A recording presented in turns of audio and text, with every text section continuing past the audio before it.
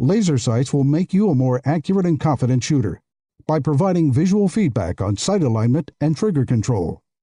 Crimson Trace, making laser sight standard equipment. Learn more at crimsontrace.com.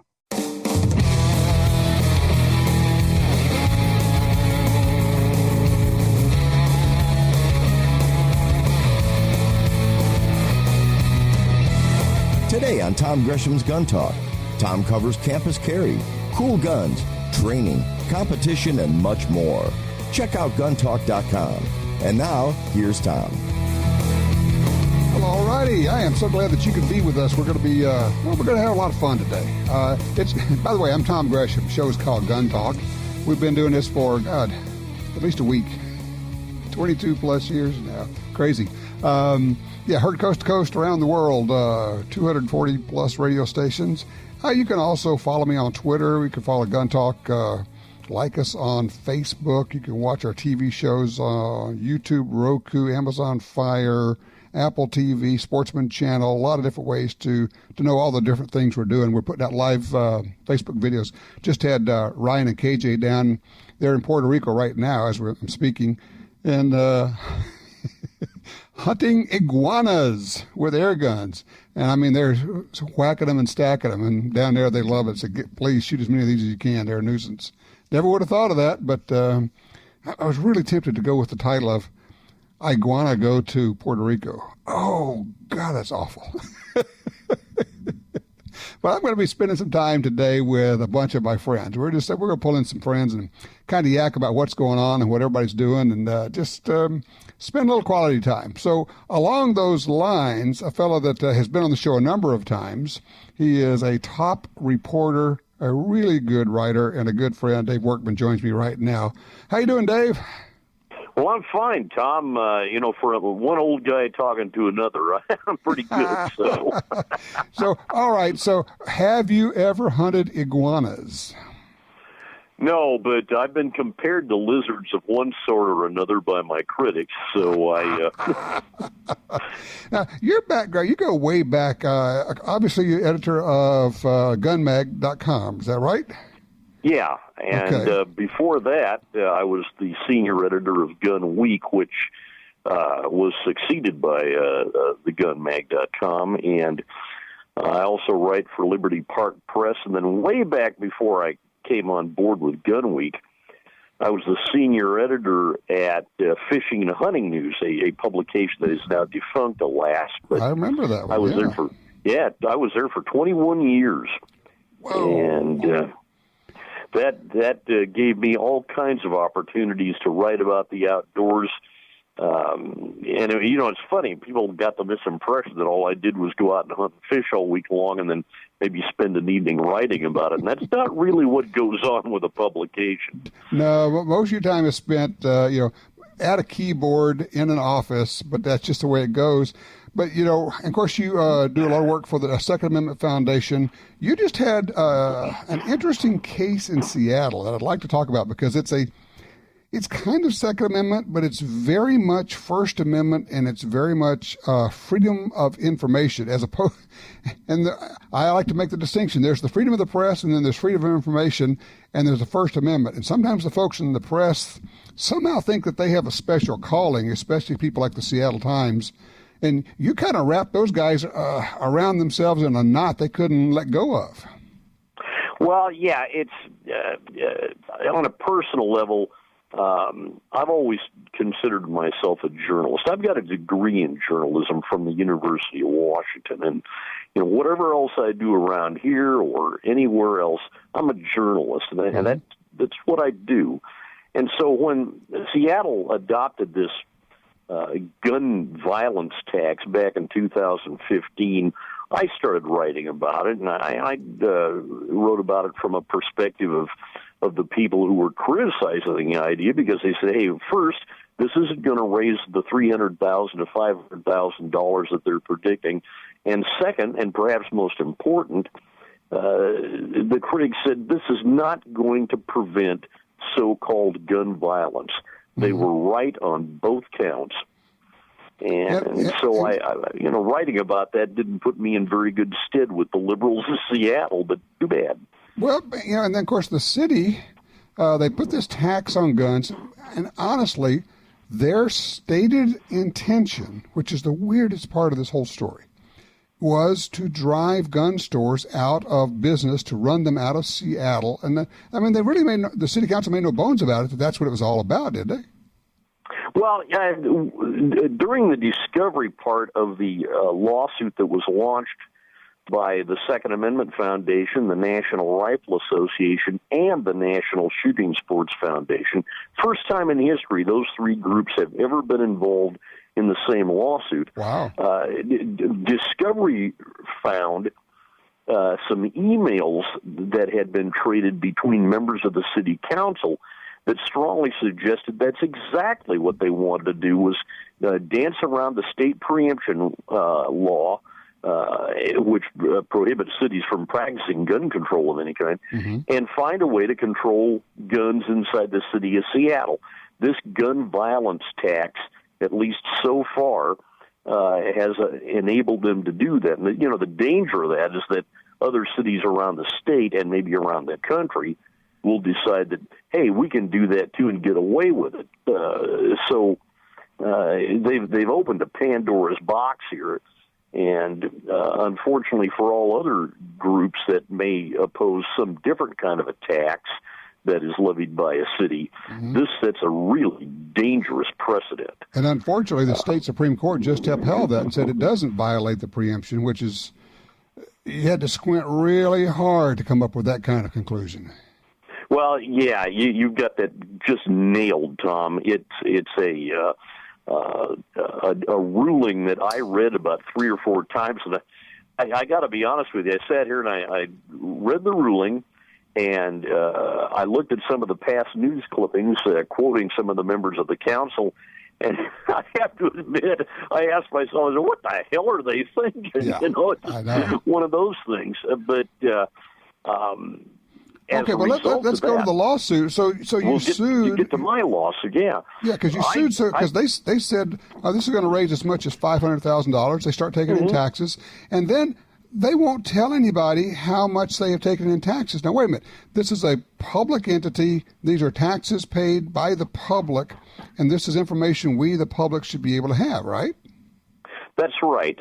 In September of last year, after asking the city of Seattle repeatedly for tax revenues, quarterly tax revenues, which would give us all an idea of whether or not the revenue forecast was even remotely accurate, the city kept telling me no. So I talked to Alan Gottlieb, who is the publisher of the Gun Mag and also the head of the Second Amendment Foundation. We consulted with attorneys and decided, you know what? This is a Public Records Act thing. They're violating the PRA. Let's go after them. So we filed a lawsuit. And about 12 days ago, the judge came down in my favor. This is a case called Workman v. City of Seattle. and I know, that's scary to me, too. I love it, though. But, and I filed that case and I was identified in the legal documents, the court documents, as a working journalist. I filed that case because I'm the senior editor of the Gun Mag. And to me, it's always been a First Amendment issue because you're right. The public does have a right to know. And I'll tell you a little secret here. One of the things that motivated me was when it was revealed by the Seattle Times that the city wasn't spending actually any of the tax revenue. They had borrowed $275,000 out of the city's general fund to start funding this gun violence prevention program, whatever the heck that means. Right. That put every taxpayer in the city on the playing field. This wasn't just a gun owner issue anymore. This was a taxpayer issue. That's why I went after them. Let's fast forward. So you win this thing, and they have to reveal how much did they make their $300,000 to $500,000. But what are you smoking the legal pot here, Tom?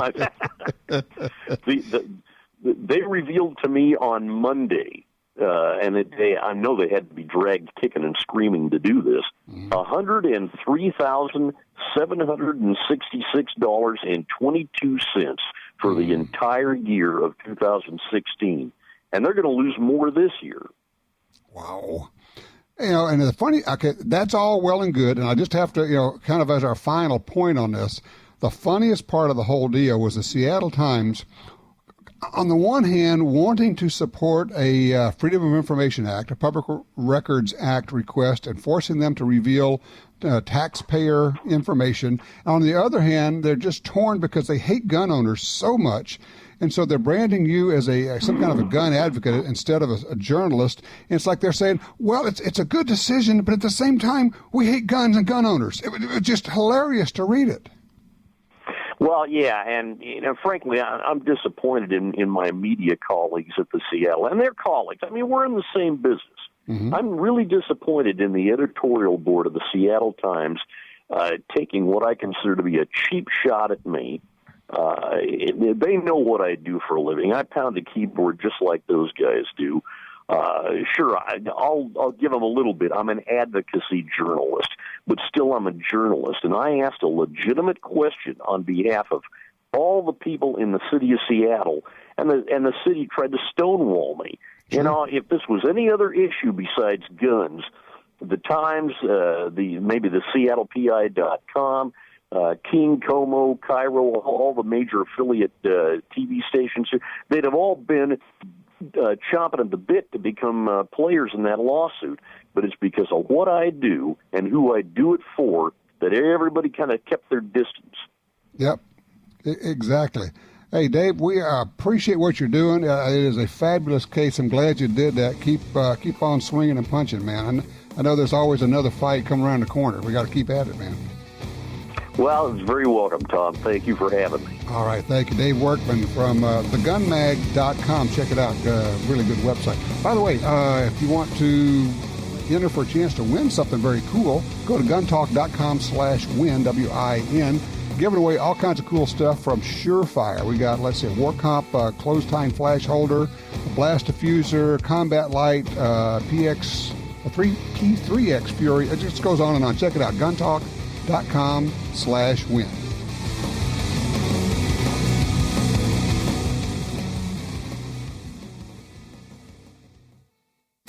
You know and trust Springfield Armory. Now that trusted gunmaker has an AR-15 rifle with all the features you want. The Saint features a mid-length gas system, a heavy tungsten buffer, and a 16-inch chrome Molly barrel with a 1-in-8 twist rate. Plus, the Saint has Bravo Company's key mod Handguard, the next generation of America's personal defense rifle. See video of the Saint in action at Springfield-Armory.com. That's Springfield-Armory.com. Perhaps more than any other landscape, wetlands embody the life-giving abundance that nature has to offer. And perhaps more than any other organization, Ducks Unlimited is working to ensure that our continent's wetlands not only survive, but thrive for generations well beyond this one. The time is now to band together. The time is now to rescue our wetlands. Hardcore tactical professionals who put their lives on the line every day depend on Surefire. For decades, Surefire has built the first and finest professional-grade flashlights, weapon-mounted lights, hearing protection, and suppressors. We build the best because lives depend on it, and we know failure is not an option. We design, engineer, and manufacture Surefire products right here in the U.S. For you, for your loved ones, Surefire. American built, American strong. Surefire.com. For 36 years, the U.S. Sportsmen's Alliance has been fighting to protect hunting, fishing, and trapping for sportsmen from coast to coast. Today, we are under constant attack from extremist animal rights groups who want to end your ability to hunt in the U.S. Join us to protect our sporting heritage and our way of life outdoors. To join or for more information on how you can help, go to ussportsman.org. That's ussportsman.org. There's a reason why police officers trust Spear Gold Dot Ammunition over the competition. The same reason you should too. The ultimate expansion and FBI-tested reliability have proven time and again to protect America's finest. Spear Gold Dot is the #1 trusted ammo for police protection. And while it's standard issue for the men and women in blue, it's now available for personal protection. Speer Gold Dot, the gold standard of professional conceal and carry ammunition.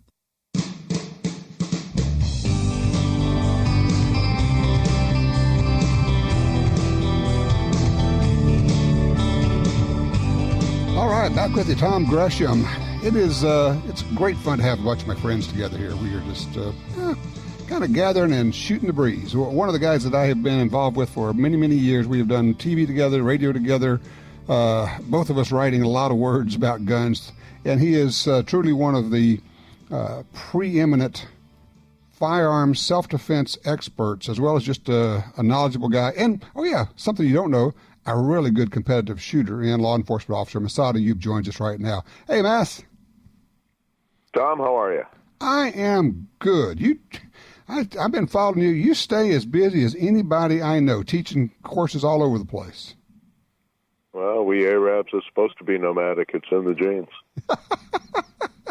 And this is your time of year. You can enjoy the heat, although maybe not the humidity. Well, actually, I'm up north. I'm in New Jersey right now. Oh. We'll be doing a class in Connecticut in a few days. So deep summer is my northern time. Outstanding. All right. So a little bit of background for folks. You have been and are an expert witness. You have been involved in many, many firearm self-defense cases. You've been a firearms trainer, a competitor, a law enforcement officer. Tell them what you're doing now and tell them about the classes, what you're up to. I retired from the police department this past June. Total of 43 years wearing a badge. Full-time instructor, teaching primarily civilians. We also do CLE courses, continuing legal education for attorneys who do self-defense cases. Mm-hmm. And we do those around the country. Get to meet all good people and see this beautiful nation of ours. Well, all right. Since you've been doing this for so long, and teaching self-defense, and you're also, I would offer, one of the more learned people in terms of just overview and kind of where we are, if you will. You and I were both there when the concealed carry movement really got started, kind of sprung up in Florida and grew all over the country. Compare where we are now to then, and particularly, I think, the general public's attitude about self-defense with guns. Well, I think we've made huge strides, Tom. And a quarter century ago, there were 7 states where there was no provision for the ordinary citizen to carry legally a loaded concealed handgun in public to protect himself and his family. Today, every single state has some provision in place. In the late 1980s, Vermont was and had been the only state that did not require a permit. Today, we have at least a baker's dozen of states with permitless carry, so-called constitutional carry. Mm-hmm. The May issue of the permits was the old paradigm, and too often that became, we'll issue you the permit if you're white, male, rich, and politically connected. Today's shell issue is the overriding paradigm, and the permits are, by law, have to be granted to any applicant who can prove clean criminal record and character background check. So we have much more reciprocity than we ever did. A quarter century ago, there were basically 2 states that recognized permits from elsewhere, Michigan and Indiana. And today, if you go to the preeminent and most up-to-date website on it, handgunlaw.us, you'll find if you have a permit from, let's say, Utah or New Hampshire, you can carry in like 3 dozen states. Mm-hmm. So I think we've made huge, huge strides.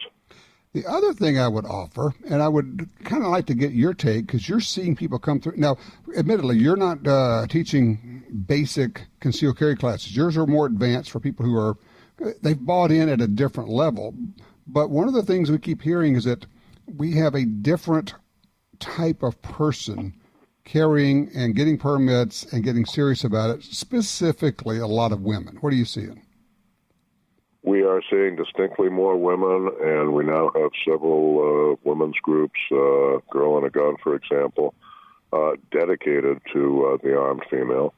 We're seeing a distinct rise between figures like Colleen Noir and Maj Touré of concealed carry in the African American community.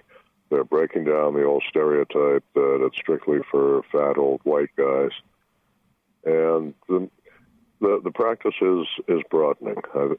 I think over the years, one thing we saw in the last half century, Tom, when you and I were kids, if our dads went to the family doctor and said, "Show us how to do CPR," which they would have called then closed chest cardiac massage. Right. They would have looked at our dads like they were nuts and said, "Go to medical school if you want to do that." That's what we did. And today, if you don't do CPR, you're seen as a little bit socially derelict. In 1950, nobody had a fire extinguisher in their home unless they were a firefighter and had seen the elephant. And today, if you don't, again, you're considered pretty much unprepared.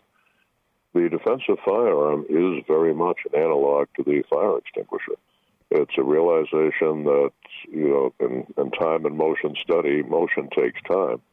When there's a fast-breaking emergency and the time it takes the fire department to receive the call, activate their people, and get there, a fire on the stove that you could have put out yourself with minimum damage now has involved the entire home and threatened many lives and caused huge damage. The exact same is true with defensive firearms.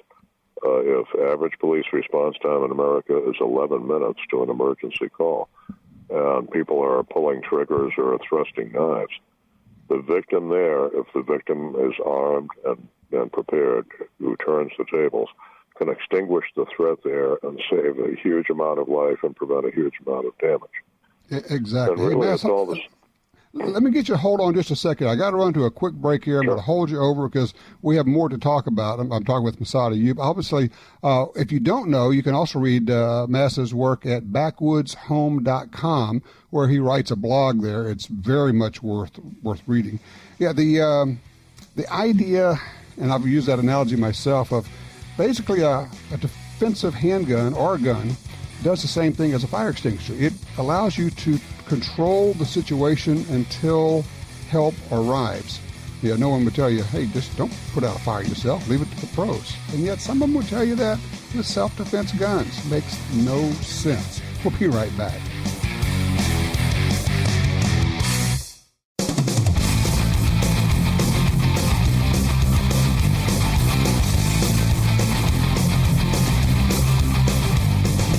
Sign up for our Gun Talk newsletter and join the Truth Squad at www.guntalk.com. Now, back to Gun Talk with Washington Times opinion page regular contributor Tom Gresham.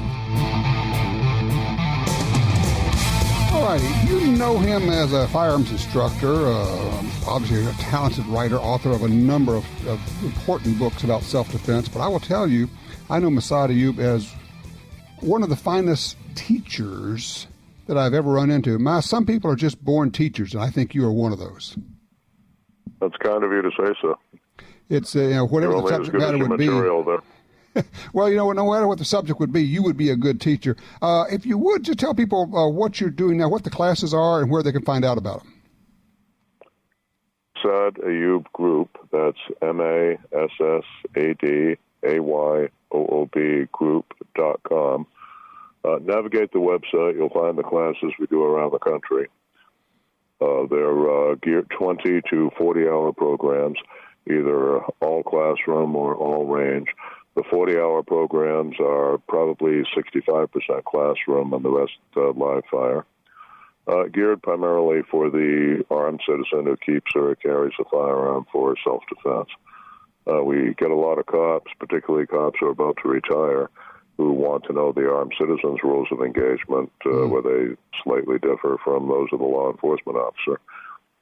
We get a lot of doctors, a lot of lawyers, and a lot of just ordinary working folks who have looked at reality and realized we're responsible for our own safety. As we were discussing earlier, the defensive firearm is an emergency safety rescue tool. I would offer that your classes are for the thinking person because, as you say, half, maybe 60% classroom, and people are going to say, well, how can you possibly spend that much time in the class? And so much of it is when. What's involved, learning learning when the law allows not only the shot but the draw. People have to remember that the great majority of armed citizen DGUs, defensive gun usages, and as soon as the citizen draws the gun and the criminal realizes that he's about to suffer what I've come to call a sudden and acute failure of the victim selection process, it scares the heck out of me when people say you shouldn't draw the gun until it's time to shoot. If you waited that long, you may well have drawn the gun too late, and you've lost your chance to end it through intimidation, lawful intimidation, without any bloodshed on either side. But the corollary to that I would offer is that not only do you have to know when, but then you have to know how to articulate why. Fair enough? Exactly. We tell people that our CYA is, can you articulate, can you authenticate? Can you explain why you did what you did? And can you show that what you did was, in fact, the right thing to do, was totally within the law, was ethical as well as legal? So this and is that's the what skill takes set. up a little bit of time. Yeah, this is the skill set you need to have in your pocket if you carry. And frankly, if you just have a gun for self-defense, in any time. I'm looking at some of the pictures on your website. It's MassadAyoubGroup.com for those who want to go take a look at it. I talked to a lot of people who've been to your classes. Never in 20-plus years have I ever talked to anybody who said he ever regretted it. And so many of them, this is, I guess, the best testament, so many of them come back and take another class from you. Yeah, we offer a series of advanced programs going up to a fourth level. But frankly, I think our first level is enough to get you up and running, safe, competent, and confident. One thing I'm really proud of is that every single attorney and judge who's been through the class said it taught more about deadly force than they learned in law school. And I'd like to think that's because I'm a great teacher. Tom, it's really because law school doesn't teach much about deadly force.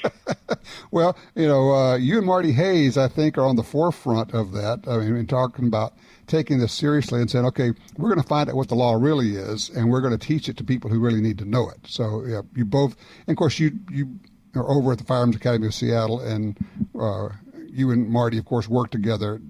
Great teamwork there. Correct. He and I are doing 2 deadly force instructor courses this year. One next month in Austin, Texas, and another in December in Florida.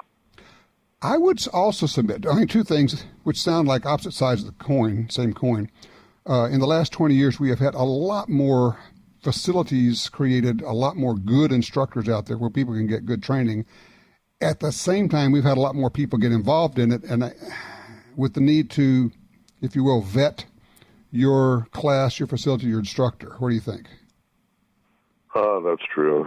It's kind of like the martial arts boom in the 1970s when everybody who took 2 classes when he was stationed in Okinawa at a local dojo came back to the U.S. and declared himself a Grand Master and opened his own dojo. And as Colonel Cooper said, there were a whole lot of people teaching things they hadn't learned yet.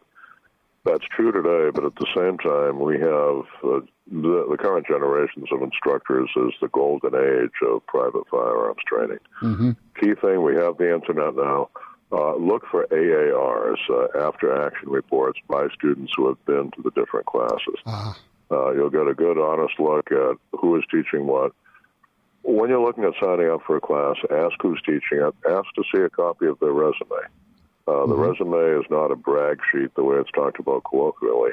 Use it the way attorneys use it. Use it as a guidepost to check the guy's background out and see if he's been where he's been, see if he's done what he says he's done. There you go. All right, it's Massad Ayoub on the web. It's Massad Ayoub Group. I'm going to spell it one more time. MASSAD Group.com. Mass, always a pleasure. I wish we had more time, but we never do. Likewise, Tom, thank you for all the good you're doing for folks out there. Thank you so much. Best to you and the folks around you. We will talk with you later. All righty. Take a quick break here. We're going to come back. We're going to keep talking about guns because, well, what else is there to do, right? It's Gun Talk. I'm Tom Gresham.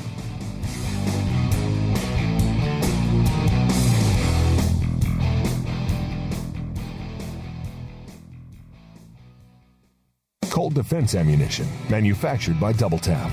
Real defense ammo, designed with maximum effectiveness in mind. Have confidence in the performance of your defensive ammunition with Cold Defense by Doubletap. Available at your local retailer today. The pistol that redefines pocket carry just got even better. The Ruger LCP-2 has improved sights, an easy-to-rack slide, a larger textured grip surface for a secure grip and recoil reduction, and a short, crisp, single-action trigger pull for real-world accuracy. It's so small and light that there's no reason to ever leave home without your LCP-2. A serious pistol in a pint-sized package. Learn more about the LCP-2 at Ruger.com. What's important in a gun safe? Security, reliability, safety, good looks? It all comes down to quality. Quality that's built in from the beginning. Liberty Safe has made quality products for 29 years right here in the USA. Trust your guns, your valuables, and your safety to Liberty Safe. Did you ever regret buying quality? I didn't think so. Get the best. Whatever your budget, get a Liberty Safe. LibertySafe.com. If you're like me, you don't have money to burn, but you still want to buy guns, ammo, and accessories. That's why we created GunDealio. That's a free, yes, a free smartphone app. Just download it and start getting the deals. Could be discounts, offers of free magazines for your gun, or you could be the first to hear about new stuff from gun makers. Here's how it works. With GunDealio on your phone, you get alerts when you enter a gun store. Special deals, you know. You don't have to do a thing. It'll do a lot of other cool things, like let you watch gun videos and listen to Gun Talk podcast. Plus, check it anytime for hundreds of deals and offers. Getting more while spending less. Smart, huh? GunDealio. Made in America. Gluten-free. At the App Store and Google Play or GunDealio.com. Doubletap Ammunition and Colt Ammunition, manufactured by Doubletap, using top-of-the-line components, made in the USA and hand-inspected. Choose from 481 loads in 82 calibers. Defense, hunting, competition. Doubletap.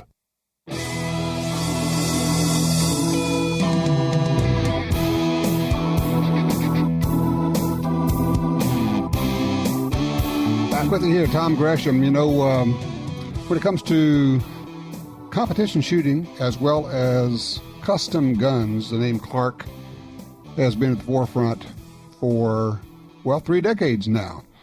Obviously, Jim Clark Jr., and now we are joined by Jess Clark, the son of and the grandson of, and carrying on the tradition at Clark Custom Guns. How you doing, my friend? I'm pretty good. How are you, sir? I am well. I've been following you on Facebook. You guys are shooting up a storm. What you been doing? Well, we just got back from the Sportsman Team Challenge, actually, just a couple weeks ago. We managed to win that. I don't get to go shoot again until the NRA World Shooting Championship in September. You know, they're putting me to work for a few months, but that's what's going on. I love the way you put that. We managed to win. Yeah, okay. You just went in there and blew everybody away. The Sportsman Team Challenge has been around for 25 years, probably, at least that. I think they just said something about the 30th anniversary. But okay. It's also what's neat about that, it's kind of a good marker for the Ruger 1022 because that's where the aftermarket 1022 products kind of got started. Well, absolutely. Of course, that was your dad. Exactly. That's kind of how I have the inside scoop on that. But yeah, the first really, I mean, they showed up, and I was there when they showed up at the Sportsman Team Challenge, and they're using Ruger 1022s, and everybody's going, "What are you doing? Those things don't shoot." And then they just proceeded to knock over those little bitty 1-inch targets out at 90 yards. And we're going, well, somebody did something to these rifles. And then everybody wanted one of these Clark 1022s, and it was off to the races. You got some things that people know, and then you still got some magic pixie dust you sprinkle over them. Exactly. That tells you how far we've come over a 30-year period. I mean, we went from, the Ruger 1022 rifle. You couldn't get the bolt release to work properly, if you were new to it. Now we have speed bolt releases and, aftermarket barrels that'll shoot a minute of angle accuracy, 10-shot groups at 50 yards. just have everything for them now.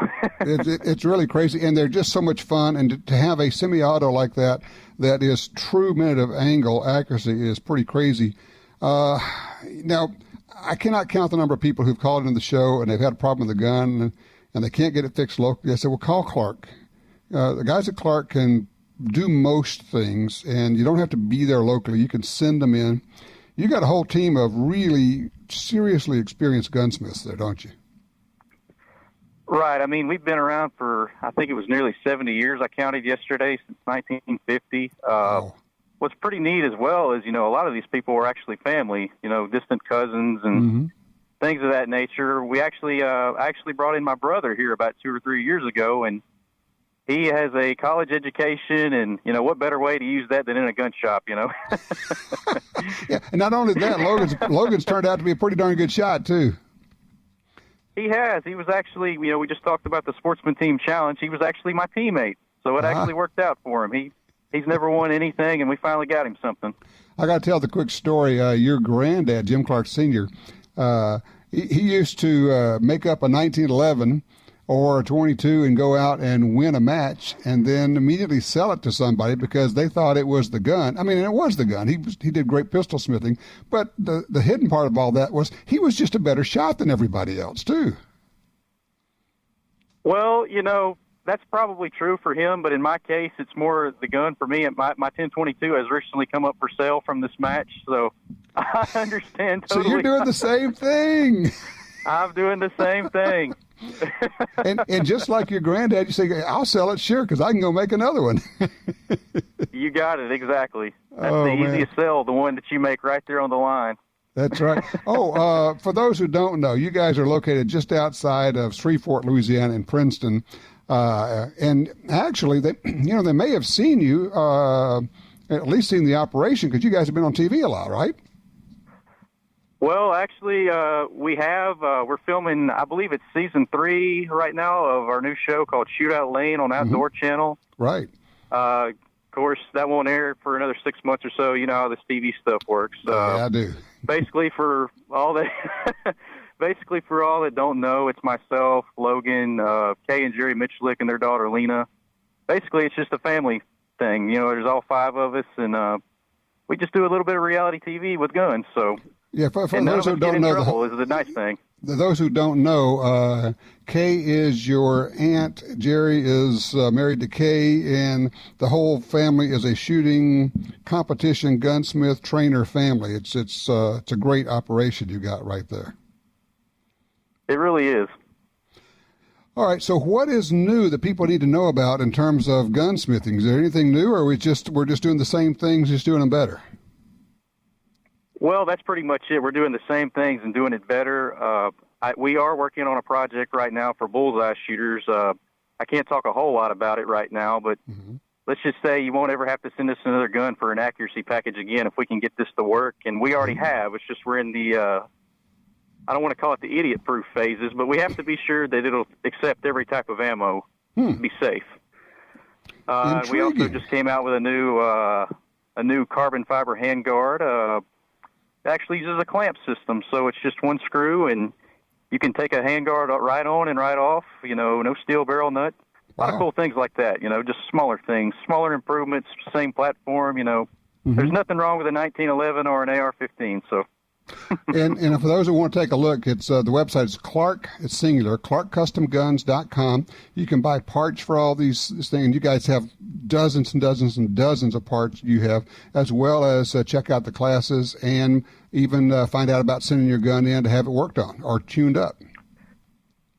Yes, sir, that's correct. That's good that you brought that up. That's another thing we do here is firearms training. We kind of agree with you. If you want to operate a firearm, you need to be trained and skilled in how to use it. Yep. And we actually have 3 different instructors here. So. Outstanding. All right, Jess, thank you so much. I really enjoyed talking with you here. Great family, great guy, great gunsmith. ClarkCustomGuns.com. If you are not familiar with it, check it out. If you're trying to figure out what to do with that gun that won't work, these are probably the go-to guys. All right, we will be right back with more Gun Talk.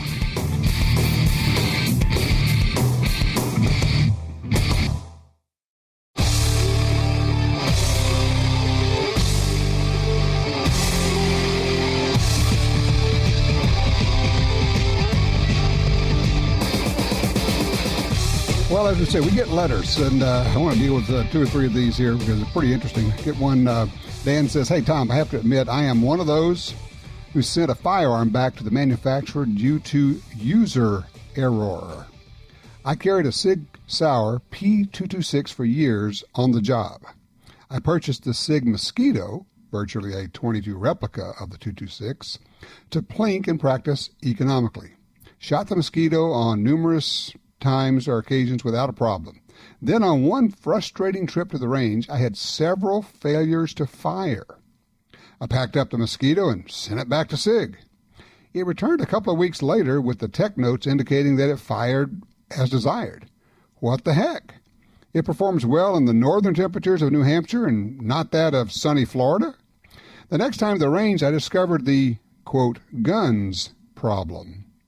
The Mosquito has a manual safety that the P226 does not.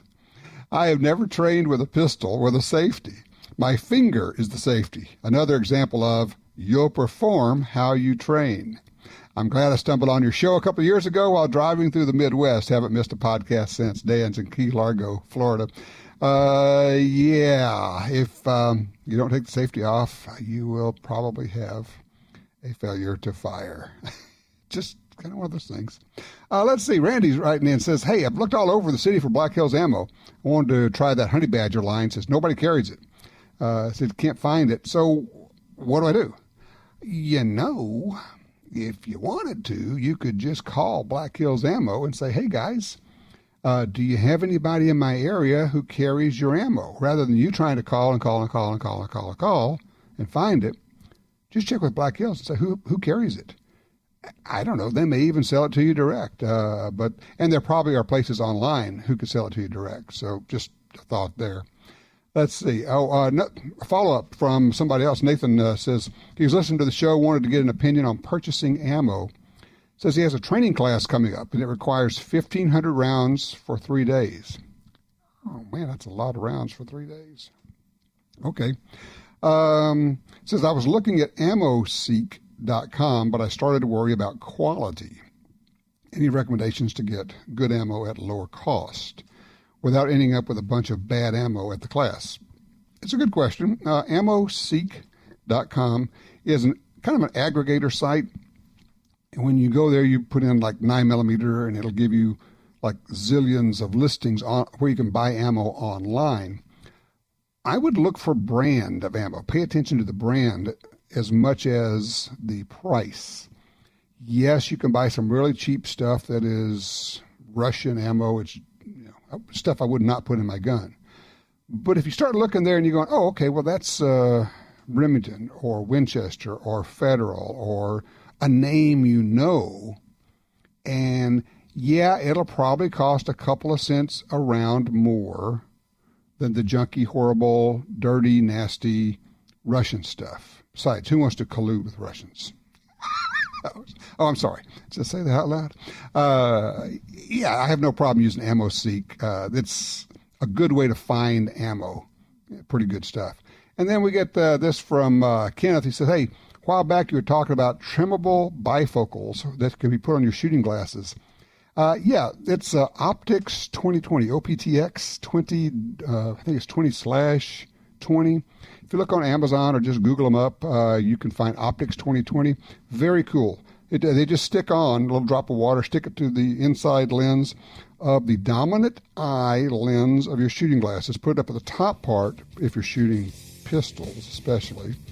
And then when you tilt your head forward to shoot, that bifocal part comes in to your vision, and the front sight all of a sudden pops. You go, oh, wow, there is a front sight on my gun. How about that? Pretty cool. So, I like them. They really do work. Called Optics 2020.